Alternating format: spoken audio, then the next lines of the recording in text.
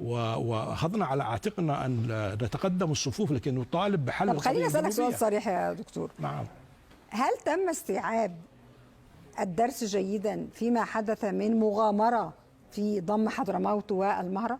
بصراحة شديد. أولا أنا أتأسف أنكم يعني تتحدثوا عن ضم ومغامرة. حضرموت والمهرة جزء من الجنوب، وعندما تحركنا في وضح النهار، وتحركنا ونحن نشعر أننا نحن نتحرك في ظل وتحت غطاء التحالف العربي، ولم نتحدث. لم تبلغوا التحالف العربي لا سيدتي الكريمة، لا استطيع أنا كان أفهم شخصيا. المجلس الرئاسي كان حاضرا، ورئيس المجلس كان موجود في عدن طوال الفترة اللي تحركت فيها القوات من عدن إلى المهرة.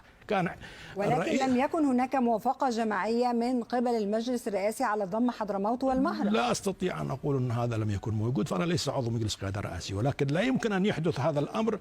هو لم يعني أنت تعتبر أن هذه الخطوة كانت صحيحة؟ أنا أعتبر أن هذه الخطوة كانت صحيحة 100%.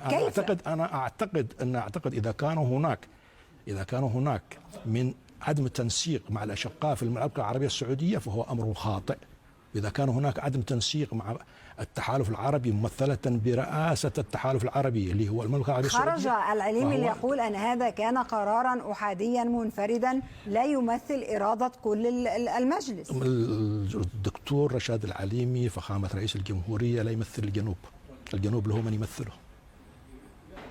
يمثله، ومن يمثل الجنوب هو نشر القوات في حدود الجنوب، ولم يتجاوز حدود الجنوب على الإطلاق. ونحن نكون للعلم ظلت حضرموت جنوبية سيدتي الكريمة، حضرموت جنوبية والمهرة جنوبية وعدن جنوبية. لماذا نحن نتحدث عن تقسيم الجنوب؟ فرض الأمر الواقع. لم نفرض أمرا واقعا. فرض الأمر الواقع هذا ما حدث. لم نفرض أمرا واقعا. ألم تلفظكم القاعدة؟ من قال أكبر المسيرات والمليونيات على الإطلاق في تاريخ الجنوب الحديث كانت في حضرموت، وأول شهيد سقط من أجل الجنوب هو في حضرموت. إذا كانت هذه الخطوة تحظى برضا الجميع، ما الذي أوصلنا إلى هذه النقطة؟ خطأ استراتيجي. كان يجب أن يكون لدينا تنسيق مع المملكة العربية السعودية وعدم التحرك. لم تفعلوا ذلك. من لم يفعل ذلك يتحمل المسؤولية. أنا ليس رجل عسكري، أنا رجل مدني. أنا طبيب في الأصل، لا أتحمل هذه المسؤولية، ونحن لا نخوض في النقاشات العسكرية ولا نتخذ قرارات عسكرية. إذا أنت ترفض فكرة المغامرة؟ لا، هي كانت مغامرة وفقا لذلك.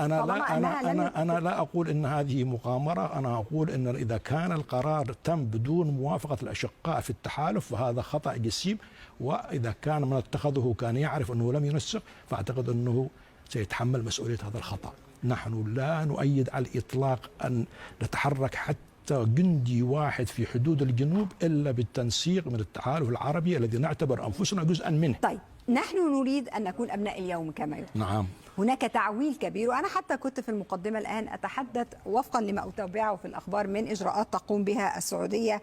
يبدو أن هناك نية حقيقية وصادقة لتحسين الأوضاع المعيشية للناس في اليمن، لشعور الجنوبيين بأنهم جزء أصيل من هذا الوطن ويأخذون حقوقهم بعد ظلم كبير لسنوات وأعوام همشت فيه القضية الجنوبية.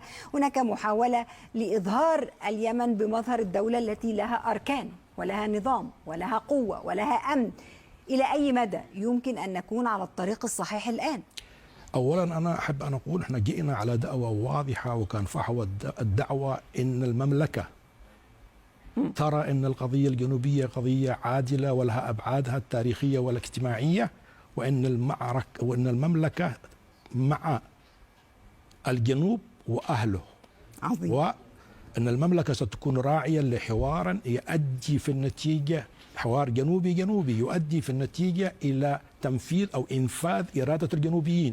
نحن نرى أن هذا مسار غاية في الصحة، وأن هذا مسار بالنسبة